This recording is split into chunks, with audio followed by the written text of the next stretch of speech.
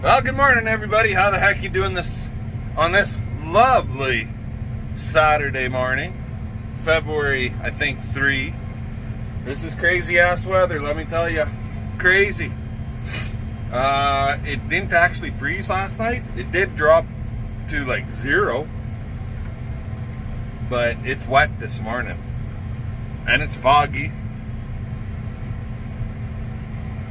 and it's supposed to do the same tonight. Actually, tonight it's supposed to start raining. It's supposed to kind of be drizzly type rain all night until about 6-7 o'clock Sunday morning. So makes it bad for these cattle because they get wet, and then nighttime cold. Like that wet cold is way different than dry cold. Right? Slow down, BP. So we're just going to run a few bucket loads of feed out to the cows in the pasture, and then we got to run a few bucket loads of feed to our heifers that we sort in that corral there. There you can kind of get the gist of just how foggy it is. And our cut feed pile, remember how I was saying because it's kind of dampish that it wants to stand up and it doesn't want to fall. There goes my seat switch again, because I did not tape it and now it's fucking up.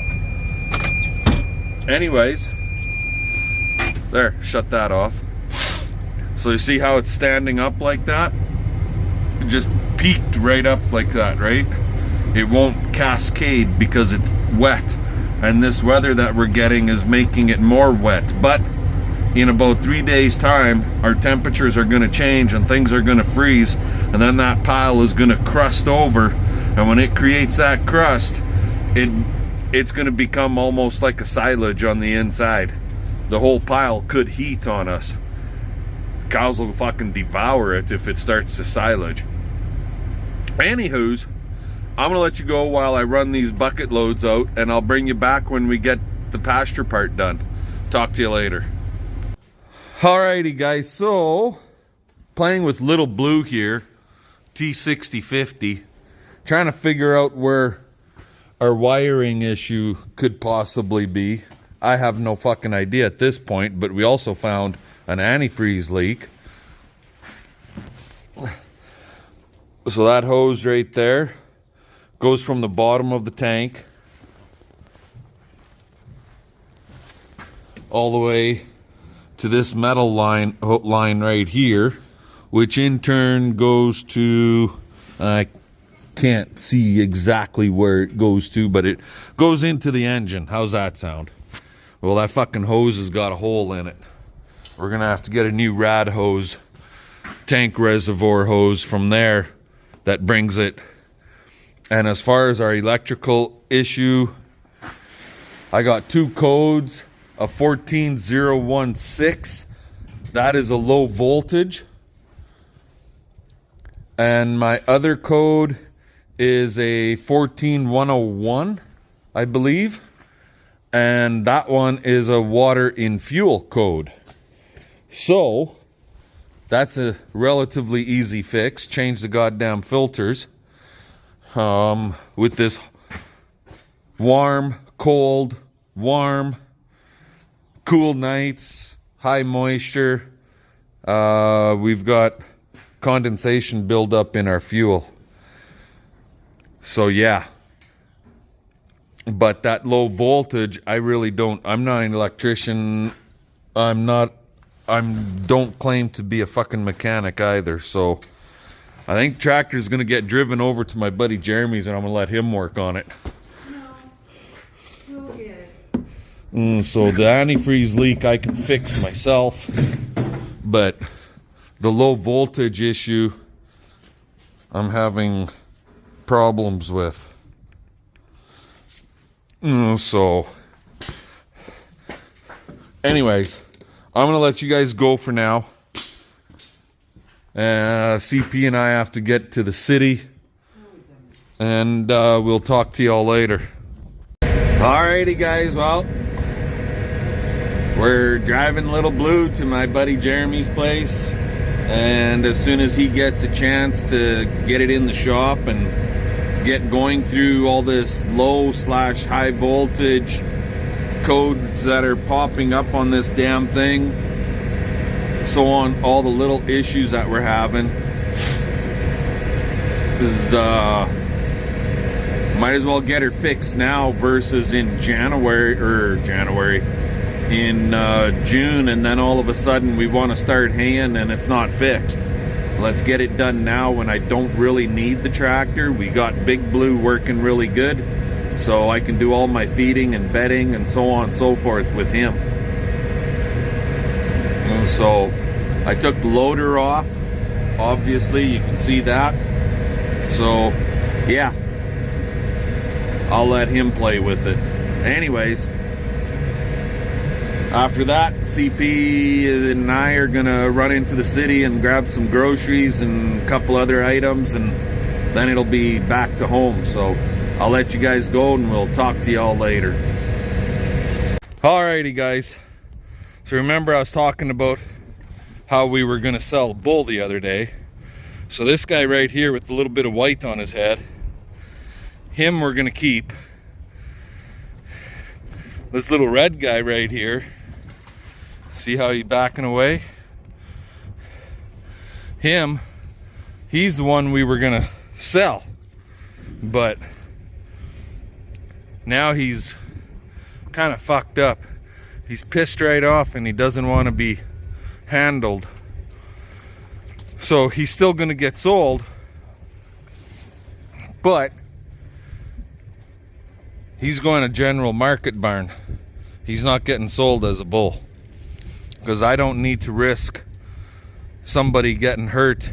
He was kind of chargy the other day, and I don't need somebody getting hurt that if he charges and they're not paying attention for whatever reason. Like right now he seems fine, but when we went to work with him the other day, he kind of had that look about him.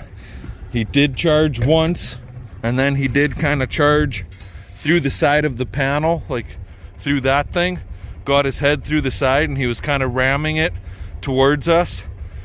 So yeah, so I'm just gonna send him on down the road to Whitewood when we do our final sort on our replacement heifers. There's probably 5 or so that are gonna go to town, and he's gonna go with them. So anyway, I gotta do my evening chores here, feed my grains. So I'm gonna let you guys go, and we'll talk to y'all tomorrow. Alrighty guys, how's the hell you doing this morning? Yep, she's another foggy day. Visibility about 100, clearly 100 yards. Foggily, if that's a word, 150 yards. But for anybody that's wondering how we do this, so we got our ground up feed. You can see the pile way over there in the fog. I come in here with a bucket, and I'll dump 2 bucket loads for this bunk feeder, this fence line feeder, and we push it up, and that'll last about 4 days. So literally the day after we made that pile, the very next morning, I brought 2 bucket loads in here, and what are we into? This is our 4th day. So this should last them today and tomorrow, so 5 days, and then we'll have to clean it up again. And then these calves, plus 1 cow and 1 2-year-old, the heifer that calved in July, her calf is on the very end, right there. The smaller one on the very end. And then this guy right here is 98, if he'll look at us. Right beside her, right there, 98. That's the steer calf off of that cow. But anyway, all these cattle right here in this group, they're getting 8, they get free choice hay from the tub grinder, and then they're getting 8 5-gallon pails of oats and barley mixed together. That's all that's in this time around. There's no protein pellet in here. There's no Romensin. None of that stuff. These calves and the cows, you can see now with the warmer weather, they're wanting to scratch their hair off. You see that? There. They're scratching. Anyways, but the grain, we dump the grain on top of the cut feed, and it's twice a day. They get 4 pails in the morning, 4 pails in the evening, and they kind of stir it up like this right here. Some of it, they'll lick it up pretty good from on the ground, but on average, 75% will get licked up, 25% gets worked into that cut feed, and it's like a cheap man's TMR. They do the work for me. That's how we feed these girls, or when we're feeding in a fence line feed situation. So right now we don't got no cattle in corral 2. All of these girls are coming to the front of the barn. These are our heifers. They're on cut feed in the big bunk over there. We filled it yesterday, so they're good for until tomorrow. I'll have to fill it up tomorrow. But yeah, just thought I'd show you guys how we do the cheap man's TMR, so to speak. Anyways, the tractor, Big Blue, is running, and we got to run some cut feed out to the pasture for them girls way out there. And if you're wondering about the new cows that we bought in November, if I didn't say it before, I'll say it now. CP and I ran them through the chute, we tagged them out, and we kicked them out in the pasture with all the other cattle. And for a change this year, they didn't fight. Normally when you take new cows and put them with a big herd, introduce cows into that herd, they'll fight and they'll wrestle around, try and prove dominance. But they didn't do that this year. I was actually quite surprised.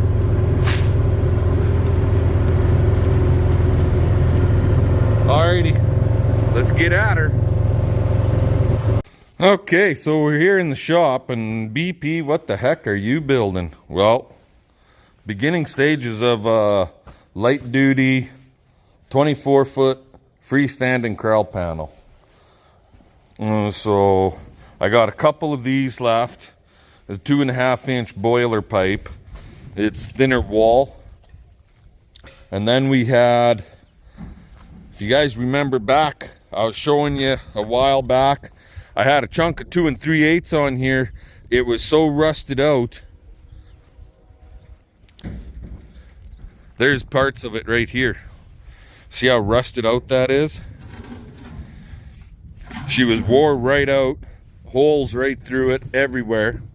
But for my verticals on my panel, I try to use 2 3/8 all the time. So the one end was that scrap piece you saw there, that's the one end. It was really bad. And then the opposite end to that wasn't as bad. It's still pitted. You can see it here, right? But I figured this side ain't so bad. So I'm going to try salvaging as much of that scrap as we can. I got a couple pieces there. This one I'm doing it a little differently. Normally on our leg that goes right to the cross brace, I cope them, but this time I'm pressing the ends. And yeah. And then I got to thinking, well, we used to pump water with just a little septic pump on a little 1-inch hose out of the corrals, and I didn't have enough hose, so I was sticking the end of the hose into the pipe to divert water this way and that way. Now we use a lot bigger pump, and I'm running a flexible hose. So this is bent really bad, obviously. You can see that. You see that sucker, how he's bent. But it might not work for the top rail, but it will work for my verticals and my foot that goes on the ground, so on and so forth. So Just salvaging all the scrap that I've got. Anyway, I got to give these small pieces of pipe a slight little bend or press. Not much, just a little bit. And I got to cut some 11-foot long pieces too. So I'll let you guys go. We'll get to work and I'll bring you back a little later. Alrighty, guys and gals. So there it is. So this is, like I said, this is a light duty corral panel. It's 24 feet long. But my plan for this sucker, it's not so much of a... It's not going to be used so much for corral work as much as a deterrent panel. So at this point, I'm not planning on putting anything in the middle of these bars. I could, but at this point, I'm not planning on it. And so it's 1.25 inch pipe. This section is 6 feet. Middle section is 11 feet, like from that point to this point is 11. And then 6 feet. And then all of my up and down supports, it's actually like 1.5 inches shy.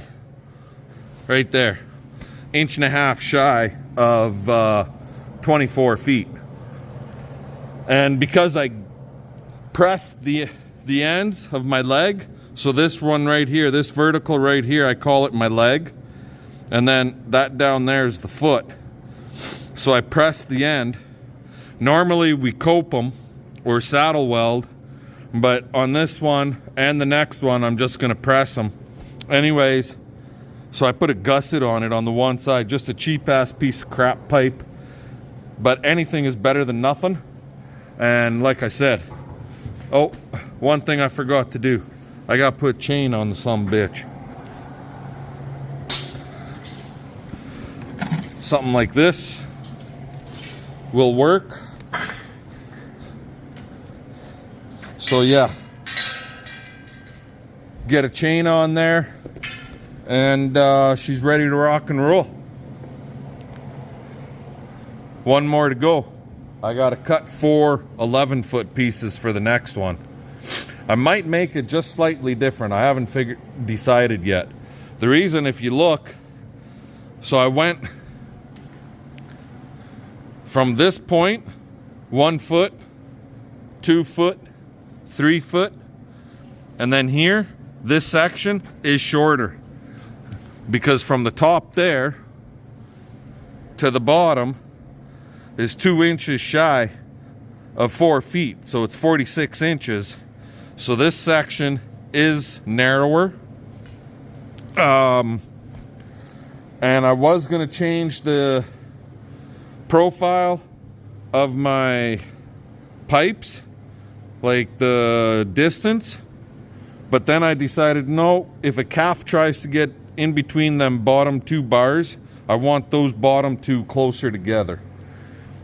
So yeah, that was the whole purpose of doing it that way. Anywho, I think we are like 5'2" in height to the very top from the ground. Let's just find out.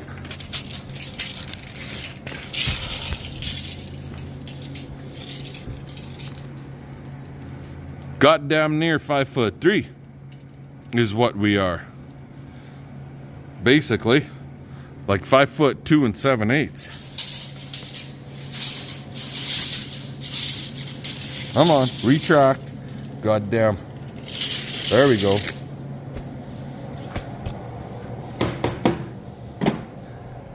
So I'll get that chain on and then we could drag this sucker out and get fired up for the next one. Talk to you guys later. Alrighty guys, well, I got a second one done and I took them both out. So, if I could zoom in enough in the fog, you can just make them out. Right there, there's 2 of them right there, side by side, end to end. And basically, from the end of that, what looks to be where the snow is, that feeder panel, well, it's butted up to the barbed wire fence. And from there, I got to get a couple more in that opening right there.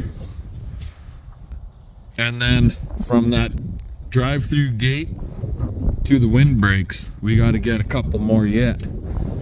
That way the cows can't get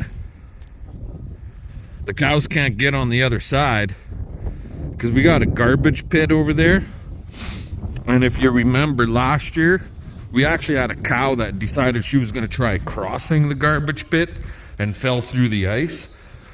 We saved her, but it was like, oh my God, we got to get this animal out of here, right?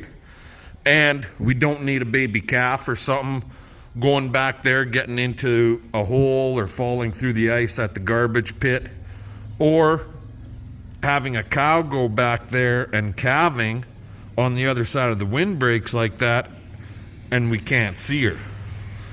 So anyway, that's 2 of them done. There'll be more in the future. I'm just not sure how I'm gonna build them yet. Oh, here comes trouble. Here comes trouble. I was just trying to wash it. You were just trying to wash it? Going through the BCP car wash? I think what I'm gonna do, I'll use this piece of pipe. It's 2-inch. For a corral panel. That'll be a 24-footer, light duty.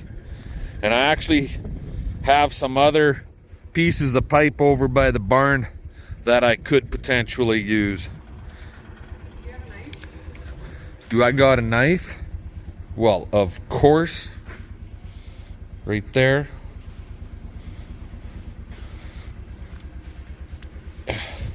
Anywho, I'm gonna let you guys go. CP and I are gonna probably go do some choring here shortly.